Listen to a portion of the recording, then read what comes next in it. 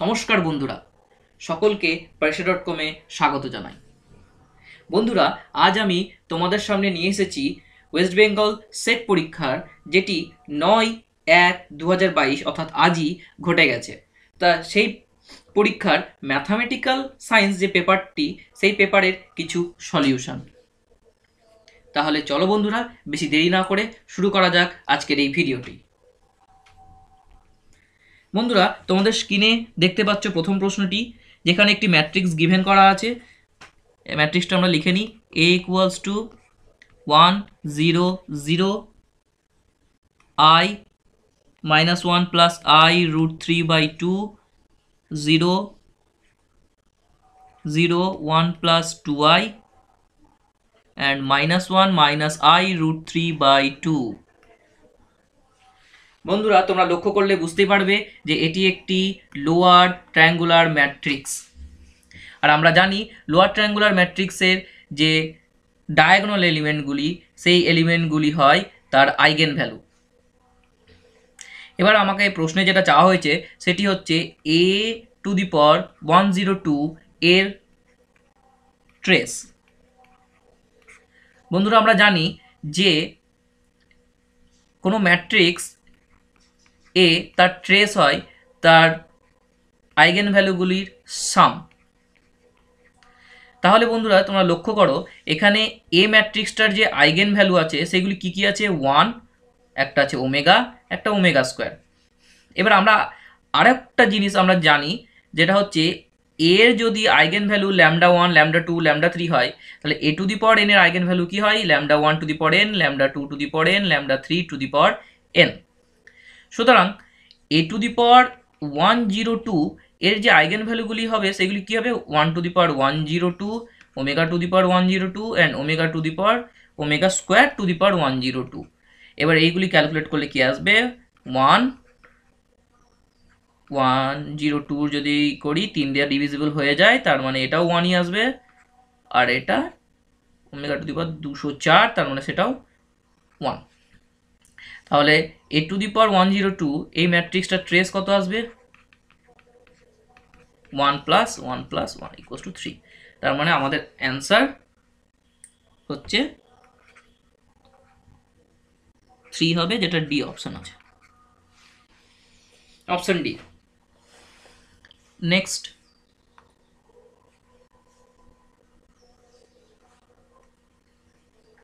তারপরের প্রশ্নে চলে যাচ্ছি। দেওয়া আছে which of the following mapping is conformal everywhere. আচ্ছা, কনফর্মাল ম্যাপিং আমরা জানি এফ একটা ম্যাপিং, এটাকে কনফর্মাল বলবো অন এ ডোমেন ডি যদি F dash Z non zero হয় for all Z belongs to D. এবার প্রশ্নে দেখো ফার্স্ট ফাংশনটা কি দেওয়া আছে? জেড স্কোয়ার, তারপরে দেওয়া আছে half Z plus Z inverse, তারপরে দেওয়া আছে E to the power Z, and next দেওয়া আছে sine Z, C sine Z, sorry. তাহলে জেড স্কোয়ারে যদি ডেরিভেটিভ করি 2z, দেখো জেড ইকুয়ালস টু 0-তে এটা 0 দেবে, সুতরাং এটা কনফর্মাল নয়। Next, half Z plus Z inverse, এটার যদি ডেরিভেটিভ করি কি আসবে? Half 1 plus 1 by Z square, এটা নেগেটিভ হবে। কি আসবে আমাদের? Half 1 minus 1 by Z square, তার মানে আসছে half of Z square minus 1 by Z square. তাহলে দেখো 0 দিয়ে দেবে কোথায়? Z equals to plus minus 1-এ, তাহলে এটাও আমাদের কনফর্মাল নয়। Next, E to the power Z, E to the power Z যদি ডেরিভেটিভ করি ই টু দি পাওয়ার জেডই আসবে, আর E to the power Z not equals to 0 for all Z belongs to C. তাহলে এই ম্যাপিংটা আমাদের কনফর্মাল। এবার sine Z, C sine Z, যদি এটা 0 করি তাহলে কি আসবে? Z equals to N pi, এখানে এন বিলংস টু জেড, তাহলে এটাও আমার কাউন্টেবল ইনফাইনাইট পয়েন্টে 0 দেবে, সুতরাং এটাও কনফর্মাল নয় এভরিওয়্যার। তাহলে আমাদের অপশন সি হচ্ছে ট্রু, অপশন সি। তাহলে বন্ধুরা, নেক্সট অঙ্কে আসা যাক। Let gamma be any positively oriented circle whose centre is at origin, then the value of the integral, ইন্টিগ্রালটা দিয়েছে integration over gamma cos Z by Z square. বন্ধুরা, এই অঙ্কটি আমরা অনেকভাবেই করতে পারি, ঠিক আছে। একটা হচ্ছে কচি ইন্টিগ্রাল ফর্মুলা দিয়ে, তারপরে রেসিডিউ, রেসিডিউ দিয়ে। তারপরে রেসিডিউ কেমন রেসিডিউ, ওই যেখানে তোমার লরেন্ট সিরিজ এক্সপানশনটা কাজে লাগে। আরেকটাই আমরা হিসাবে করতে পারি যেখানে আমরা পোলের ফর্মুলাটা কাজে লাগাবো, রেসিডিউতে পোলের ফর্মুলাটা। তাহলে আমরা দেখা যাক করি অঙ্কটা। প্রথমে আমরা এটাকে লরেন্ট সিরিজে ভেঙে নিই। কী হবে, cos z by Z square, এটাকে যদি ভাঙি কী আসবে 1 minus z square by factorial 2 plus z to the power 4 by factorial 4 by Z square minus and so on. দিয়ে কী আসবে এখান থেকে 1 by Z square minus 1 by factorial 2 plus z square by factorial 4 and so on. বন্ধুরা আমরা জানি যে Laurent সিরিজে যে 1 বাই জেড এর কোফিসিয়েন্ট সেটাই হয় আমার রেসিডিউ অফ এফ। দেখো এখানে রেসিডিউটা আমার মানে 1 বাই জেড এর কোফিসিয়েন্ট আমার মিসিং। তাহলে আমাদের যে রেসিডিউ অফ দিস, এই ফাংশনটা রেসিডিউ কত দিবে 0। রেসিডিউ যদি আমি এটাকে এফ ধরে নিই তাহলে রেসিডিউ অফ এফ অ্যাট 0 কত দিবে 0 দেবে। এবার আমরা কি জানি যে এই ইন্টিগ্রেশনটার যে ভ্যালু সেটা হয় 2 pi I into residue of F at 0। ঠিক আছে, তার মানে আমাদের অটোমেটিক এখান থেকে আমার চলে আসলো কি অ্যান্সার 0। কেউ এটাকে কি করতে পারো, পোল হিসেবে ভাবতে পারো, জেড স্কোয়ারটাকে পোল দিয়ে এই ফর্মুলাটা কাজে লাগাতে পারো। লিমিট জেড টেন্ডিং টু 0, তার আগে আসবে কি আসবে 2 pi I by factorial n minus 1 dn minus 1 dzn minus 1 z minus 0 to the power n fz। এই ফর্মুলাটাকে কাজে লাগাতে পারো। এখানে 0তে যেহেতু আছে আমার পোল, সেটা এরকম লিখলাম। এখানে তোমরা আলফা দিয়ে চেঞ্জ করতে পারো যদি আলফাতে আমার পোল থাকে এই অর্ডারের। নেক্সট, তাহলে আমাদের এটা কি আসলো দেখে নিই। আমাদের অপশন সি ঠিক, সি আছে 0, তাহলে অপশন সি ঠিক। নেক্সট অঙ্কে আসা যাক, দেখে নাও। নেক্সট অঙ্কটা হচ্ছে f of z equals to একটা ফাংশন দেওয়া আছে 1 minus e to the power minus z by z, আর আমাকে চেক করতে বলেছে z equals to 0 for the point z equals to 0 is an essential singularity, pole of order 0, pole of order 1, okay, and removal singularity. দেখো আমরা একটা কি জানি যে limit z tending to z 0 f z, এই যে লিমিটটা এটা যদি এক্সিস্ট করে যায় ফাইনাইটলি তাহলে কি হবে যে জেড জিরো পয়েন্টটা হয়ে যায় রিমুভাল সিঙ্গুলারিটি। নেক্সট, যদি এই লিমিটটা ইনফিনিটি দিয়ে দেয় তাহলে কি হবে, জেড 0 পয়েন্টটা পোল হয়ে যায়। এবং যদি ডাজ নট এক্সিস্ট হয় লিমিটটা তাহলে কি হবে, জেড 0 পয়েন্টটা একটা এসেন্সিয়াল সিঙ্গুলারিটি। তুমি লক্ষ্য করে দেখো, লিমিট যদি বসিয়ে দিই আমি জেড ইকুয়ালস টু জেড 0তে তাহলে কি হবে 1 minus e to the power minus z by 0, মানে ডাজ নট এক্সিস্ট, এটা এক্সিস্ট করছে না কখনোই। তাহলে আমাদের কোন অপশনটা হবে, option A, essential singularity. Next অঙ্কে আসা যাক, the function f z equals to mod z square, এটা দিয়ে দিয়েছে জেড বিলংস টু সি। এবার বলেছে যে ইজ কন্টিনিউয়াস নো হ্যার। দেখো এই ফাংশনটা কন্টিনিউয়াস এভরিহ্যার, মড জেড স্কোয়ার, এর কোনো প্রবলেম নেই, ঠিক আছে ফাংশনটা। তারপরে কন্টিনিউয়াস এভরিওয়্যার বাট নো হ্যার ডিফারেন্সিবল, এটা কি নো হ্যার ডিফারেন্সিবল? আচ্ছা, ডিফারেন্সিবিলিটি চেক করার জন্য যে আমার সিআর ইকুয়েশনের এই ফর্মটা আশা করি সবার জানা আছে, del f del z bar equals to 0। এখানে পুট করলে কি দেবে, দেখো জেড মডুলাস অফ জেড স্কোয়ারকে কি লিখতে পারি, জেড ইন্টু জেড বার। তাহলে কি হবে, ডেল এফ ডেল জেড বার যদি করি তাহলে আমার চলে আসবে জেড ইকুয়ালস টু 0। তার মানে 0 পয়েন্টে সিআর ইকুয়েশন স্যাটিসফাই করেছে, ঠিক আছে। এবার 0 পয়েন্টে যেহেতু সিআর ইকুয়েশন স্যাটিসফাই করেছে, আমি নেসেসারি কন্ডিশন দিয়ে বলতে পারি যে 0 পয়েন্ট ছাড়া আর কোথাও ফাংশনটা ডিফারেন্সিবল হবে না। কিন্তু আমি 0 পয়েন্টে এনসিওর করতে পারছি না ফাংশনটা ডিফারেন্সিবল হবে কিনা, সেটা আমাকে চেক করতে হবে। তাহলে আমাদের কি হলো যে এফ ফাংশনটা continuous everywhere are not differentiable Z not equals two জিরোতে, নট ডিফারেন্সিয়েবল, এটা আমরা কনফার্ম হয়ে গেলাম। কিন্তু জেড ইকুয়ালস টু জিরোতে ডিফারেন্সিয়েবল হবে কি না সেটা আমাকে চেক করতে হবে। তাহলে দেখো এই ফাংশনটাকে আমি কি এই ফর্মে লিখতে পারি না, f of x comma y equals to x square plus y square.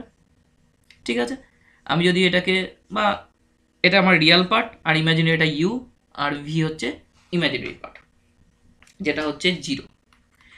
এবার তুমি লক্ষ্য করে দেখো যে ইউ হচ্ছে কন্টিনিউয়াস, ভি কন্টিনিউয়াস, ইউ এর যে পার্সিয়াল অর্ডার ডেরিভেটিভগুলো আছে, একটা u x, u y, v x, v y, এগুলো সবাই কন্টিনিউয়াস। তাহলে সাফিসিয়েন্ট কন্ডিশন আমাদের কি বলছে ডিফারেন্সিবিলিটির, যে যদি ইউ ভি কন্টিনিউয়াস হয়, u x v x, u x u y v x v y এরাও কন্টিনিউয়াস হয়, এবং যদি সিআর ইকুয়েশন স্যাটিসফাই করে, তাহলে এফ কি হয়ে যায়, ডিফারেন্সিয়েবল অ্যাট দ্যাট পয়েন্ট। তারপরে এখানে পয়েন্টটা কি আমার জিরো, তাহলে জিরোতে পয়েন্ট ফাংশনটা ডিফারেন্সিয়েবল। তাহলে কি option, continuous nowhere, first option A option ভুল। B continuous everywhere but nowhere differentiable, না আমার জিরোতে ডিফারেন্সিয়েবল, তার মানে বি অপশন ভুল। সি বলছে continuous everywhere but nowhere differentiable except at origin, আমার অরিজিনে ফাংশনটা ডিফারেন্সিয়েবল, তাহলে সি অপশন রাইট। আর continuous at only the origin, no, continuous everywhere, তাহলে এটা আমাদের রং অ্যান্সার, মানে option C is the correct answer. Next অঙ্কে আসা যাক। আচ্ছা, এই অঙ্কটা কি বলেছে, যে let a minus two be the coefficient of 1 by z square। আচ্ছা, 1 by z square in the Laurent series of fz equals to, fz দিয়েছে কি z plus 1 by z cube into z square plus 1। ঠিক আছে, তাহলে এবার বলেছে around z equals to 0। আচ্ছা, এই ফাংশনটা অ্যারাউন্ড জেড ইকুয়ালস টু জিরোতে যদি লরেন্স সিরিজ ফাংশন বার করি in the region 0 less than mod z less than 1, then a minus two is equal to, আমাকে a মাইনাস টু এর ভ্যালু বার করতে হবে। তাহলে একে জিরোর অ্যারাউন্ড এক্সপ্যান্ড করে দেখি কি আসছে। তাহলে এটাকে কি লিখতে পারি, যে 1 by Z square into z square plus 1 minus 1 by z cube into z square plus 1। ঠিক আছে, নেক্সট এটাকে যদি এক্সপ্যান্ড করি কি আসবে, 1 বাই জেড স্কোয়ারকে রেখে দিই। আচ্ছা, এটাকে যদি আমি ইনভার্স করে তুলে দিই কি আসবে, 1 minus z square plus z to the power 4 minus and so on. Similarly যদি এটাকে ভাঙি, 1 বাই জেড কিউব, এটাকে আসবে 1 minus z square plus z to the power 4 minus and so on. আমাকে কি করতে হবে, 1 বাই জেড স্কোয়ারের কোফিসিয়েন্ট বার করতে হবে। দেখো এইটা এখান থেকে একটা 1 বাই জেড স্কোয়ারের কোফিসিয়েন্ট আসবে, আর এখানে কোথাও আসবে না, আর এইখানে তো আসবেই না, তার মানে শুধু আমার 1 বাই জেড স্কোয়ারের কোফিসিয়েন্ট আসবে 1। তাহলে 1 কিসে আছে, দেখো option A, option A. Next the, আচ্ছা নেক্সট অঙ্কে আসা যাক। নেক্সট অঙ্ক দেখো বলেছে লিমিট বার করতে বলেছে অ্যাট এক্সটেন্ডিং টু জিরোতে কার cos x to the power 1 by sine square x. বন্ধুরা এক্সটেন্ড টু জিরো বসিয়ে দেখো কি দিচ্ছে, 1 টু দি পাওয়ার ইনফিনিটি। তাহলে 1 টু দি পাওয়ার ইনফিনিটি কেসের ডাইরেক্ট আমাকে রেজাল্ট জানা আছে, 1 টু দি পাওয়ার ইনফিনিটি কেসের রেজাল্ট মানে লিমিট কী করে বার করি, ই to the power limit x tending to zero. প্রথমে কি করব, এই ফাংশনটাকে লিখে নেব 1 by sine square x into cos x, মানে এই ফাংশনটা লিখবো তার সঙ্গে -1 করবো। ঠিক আছে, তাহলে করে দেখো e to the power limit x tending to zero, দেখো জিরো বসিয়ে দাও, 0 বাই 0 ফর্ম, 1 - 1 0 আর নিচে 0, তার মানে minus sine x by 2 sine x cos x, sine x cancel, তাহলে কি আসছে e to the power limit x tending to 0 -1 by 2 cos x, cos 0 value 1, মানে কি আসবে ই টু দি পাওয়ার -12, তার মানে 1 বাই রুট ওভার ই। তারপর কোথায় অ্যান্সার আছে, এটা অ্যান্সার আছে সি, তাহলে এটা অ্যান্সার সি কারেক্ট। নেক্সট অঙ্কে আসা যাক। দেখো বলেছে let f of x and g x, দুটো ফাংশন দিয়ে দিয়েছে, f x equals to 1 by x square আর জি এক্স দিয়েছে 1 বাই এক্স। কোথায় দিয়েছে, for all x belongs to closed interval a b, যেখানে 0 less than a less than b, মানে a 0 নয়। Then by Cauchy mean value theorem there exists c belongs to open interval a b such that, এটা হচ্ছে কচি ইকুয়েশনটা আমাদের। তাহলে এখানে কিছুই করার নেই, জাস্ট ভ্যালু পুট করে দাও।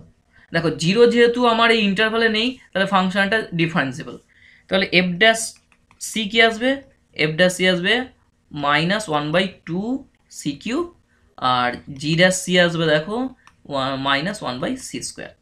তাহলে এবার যদি আমি পুট করে দিই কি আসবে, -1/2 c cube by -1/c² equals to, তারপরে কি আছে f b minus f a, f b minus f a by g b minus g a. তাহলে এফ বি যদি বসাই 1/b² -1/a² by 1/b -1/a, এটা কি আসবে এখান থেকে, minus minus is cancelled out, হচ্ছে 1/2c ইকুয়ালস টু, দেখো এটাকে যদি আমি স্প্লিট করে দিকে আসবে 1/b প্লাস 1/a, তার মানে এটা সি এর কি লেখা যায়, c k c equals to 2/1/a plus 1/b।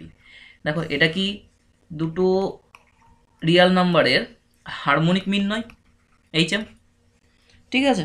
তাহলে আমাদের আমাদের অপশন সি কারেক্ট। নেক্সট অঙ্কে আসা যাক। দেখো এখানে দিয়েছে যে পি কিউ, দেখতেই পাচ্ছ তোমরা, p q b distinct prime numbers, এটা prime numbers, and z be the set of integer, then z upon question দিয়েছে p² কিউ জেড, ঠিক আছে, p² কিউ জেড, হ্যাঁ ঠিক লিখেছি। এই যে আমাদের কোশ্চেন রিং, এটা কার সঙ্গে আইসোমরফিক, এটা isomorphic to Z p² Q, প্রথমে এটুকু জানতে হবে। নেক্সট আমাদের কিছু রেজাল্ট আছে, সেইগুলো যদি আমরা জানি তাহলে অঙ্কটা জাস্ট মিনিটে হয়ে যাবে। আমাদের রেজাল্টগুলো কি সেটা লিখে নেওয়া যাক। প্রথমে হচ্ছে যে number of distinct ideals of Z N, এটা হয় টাও অফ এন। টাও অফ এনটা কি, যে number of Deviser of n, number of divisor of n. Next, number of distinct prime ideals of Zn, সেটা কি হয় ওমেগা n। ওমেগা n কি, ওমেগা হচ্ছে distinct prime Deviser of n. Next, number of distinct maximal ideal of Zn is omega N, ঠিক আছে। এবার আমাদের এখানে এন কি, এন হচ্ছে p² কিউ, তাহলে এর ডিভাইজার কি 1 p² q p q and p² q. দেখো কতগুলো আছে, 1 2 3 4 5 ছটা আছে। তাহলে নাম্বার অফ আইডিয়ালস কতগুলো আসবে, নাম্বার অফ আইডিয়ালস আসবে 6। নাম্বার অফ প্রাইম আইডিয়ালস কত আসবে, ওমেগা এন মানে ডিস্টিং প্রাইম ডিভাইজার, এখানে ডিস্টিং প্রাইম ডিভাইজার কি আছে পি অ্যান্ড কিউ, তাহলে ডিস্টিং প্রাইম ডিভাইজার হচ্ছে দুটো, আর ম্যাক্সিমালও সেম আসবে। তার মানে আমাদের আছে 6টা হচ্ছে আইডিয়াল, দুটো ম্যাক্সিমাল ডিস্টিংক্ট, দুটো primal ideal, prime ideal ডিস্টিং prime ideal. তাহলে আমাদের অপশন দেখো 3 ডিস্টিং আইডিয়ালস, 3 ডিস্টিং আইডিয়াল, প্রথমেই ভুল, 3 ডিস্টিং প্রাইম আইডিয়ালস না, আমাদের দুটো এসছে। তারপরে এসছে 2 ডিস্টিং আইডিয়ালস, আচ্ছা 2 ডিস্টিং আইডিয়ালস তো নয়, আমাদের 6টা এসছে। ইউনিক ম্যাক্সিমাল আইডিয়াল না, আমাদের ম্যাক্সিমাল আইডিয়ালও দুটো এসছে। তার মানে এখানে সব অপশন ভুল আছে, এ ভুল, বি ভুল, সি ভুল, ডি ভুল, ঠিক আছে। তাহলে এই অঙ্কটা এবার সেটে ভুল দিয়েছে, তো তোমরা যারা যারা অ্যাটেন্ড করবে সবাই নম্বর পাবে। নেক্সট, আচ্ছা একটা ক্লাস ইকুয়েশনের অঙ্ক আছে, সেটা করে নেওয়া যাক, খুবই ইজি। কি দেওয়া আছে, 10-এর ক্লাস ইকুয়েশন। তাহলে দেখো প্রথম দিচ্ছে 1 + 2 + 3 + 4 = 10, তারপরে দিয়েছে 1 + 1 + 3 + 5 = 10, তারপরে 1 + 2 + 2 + 5 = 10, আর 2 + 3 + 5 = 10। আচ্ছা 10। আচ্ছা আমরা জানি যে আমরা এখানে যে ক্লাস ইকুয়েশনের নাম্বারগুলো লিখি সেইগুলো এই 10কে ডিভাইড করতে হবে। দেখো এখানে 3 10কে ডিভাইড করে না, তার মানে এটা ক্লাস ইকুয়েশন হবে না। নেক্সট এখানেও 3 আছে, এই 10কে ডিভাইড করে না, এটা ক্লাস ইকুয়েশন হবে না।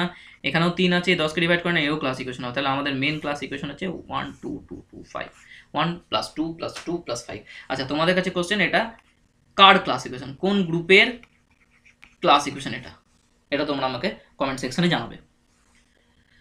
তাহলে আমাদের প্রশ্ন অনুযায়ী অপশন সি কারেক্ট।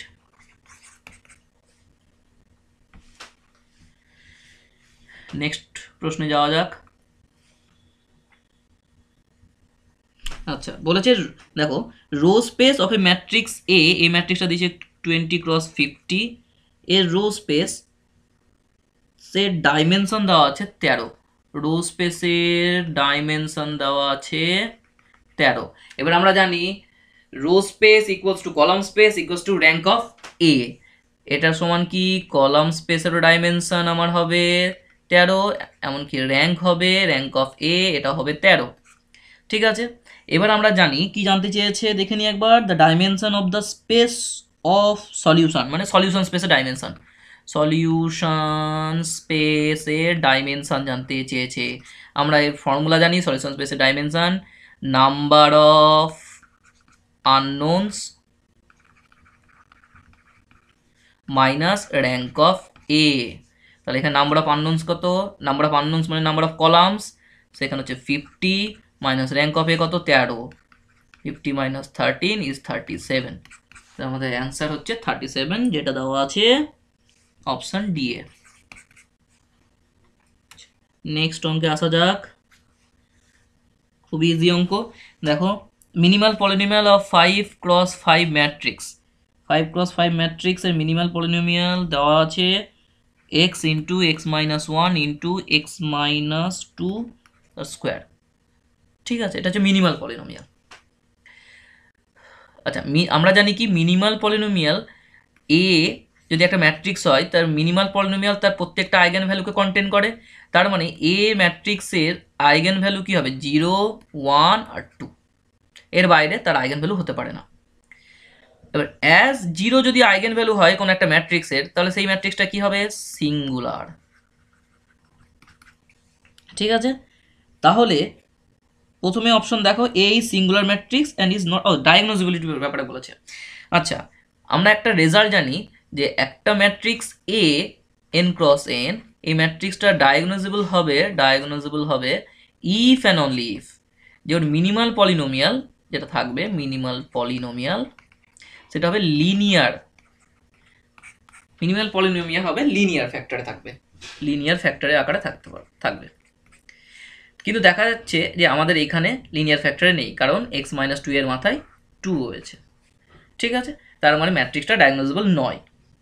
তাহলে আমাদের অপশন কি কোনটা ঠিক হবে, A is singular but it is not diagonalizable, মানে অপশন এ কারেক্ট হবে। অপশন বিটা দেখে নেওয়া যাক, A is singular and is diagonalizable না, বি ভুল, ডায়াগনোজেবল নয়। এ তারপরে দেওয়া আছে এ ইজ নন সিঙ্গুলার, প্রথমেই ভুল। ডি এ দেওয়া আছে A is non singular, no, option A is correct answer. অঙ্ক দেখে নেওয়া যাক। দেখো, এক্স দিয়েছে 1 2 3, তারপর একটা সেট দিয়েছে এস, যেখানে দিয়েছে 1 2 3